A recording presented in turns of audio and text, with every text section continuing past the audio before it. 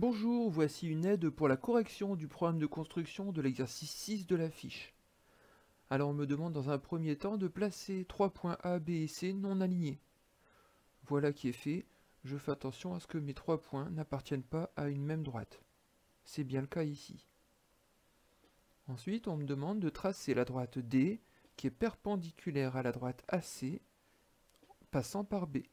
Il faut donc que je trace la droite AC et que sur cette droite AC, en posant l'équerre bien précisément, je la fasse glisser jusqu'au point B pour obtenir ici une droite perpendiculaire à la droite AC. J'obtiens ainsi la droite D, ici en rouge, et je n'oublie pas de coder l'angle droit pour bien me rappeler que la droite est perpendiculaire comme je l'ai demandé. On me demande ensuite de placer le point D tel que le point D appartient à la demi-droite d'origine A et passant par C, donc de ce côté-ci du point A sur cette droite, et AD égale BC. Il n'y a pas de crochet ni de parenthèse, ce sont donc des longueurs. Il faut donc que je prenne la longueur BC et que je la reporte de ce côté-ci du point A.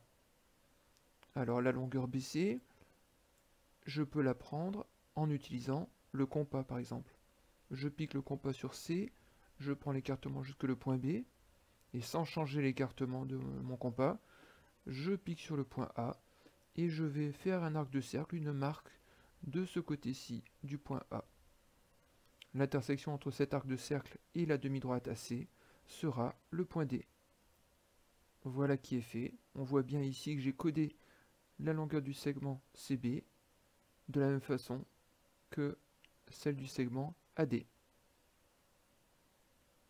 On me demande ensuite de placer le point E tel que le point E appartient à la droite D, donc le point E doit être sur la droite rouge, et DE parallèle à BC. Alors la droite BC, on la voit bien.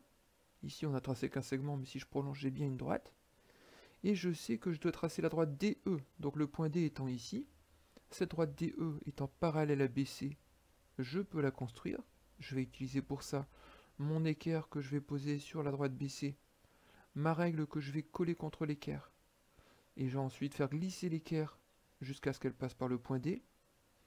Et comme le point E doit appartenir à cette droite mais aussi à la droite rouge, le point E sera le point d'intersection entre la droite bleue que je viens de tracer et la droite rouge déjà présente. On me demande ensuite de tracer la droite perpendiculaire à la droite AE passant par D. Donc la droite AE, je vais la tracer, et je vais tracer la perpendiculaire à cette droite passant par le point D.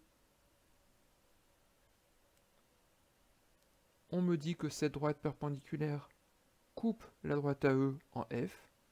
Le point F est donc le point d'intersection entre ces deux droites jaunes. Et ma figure est terminée.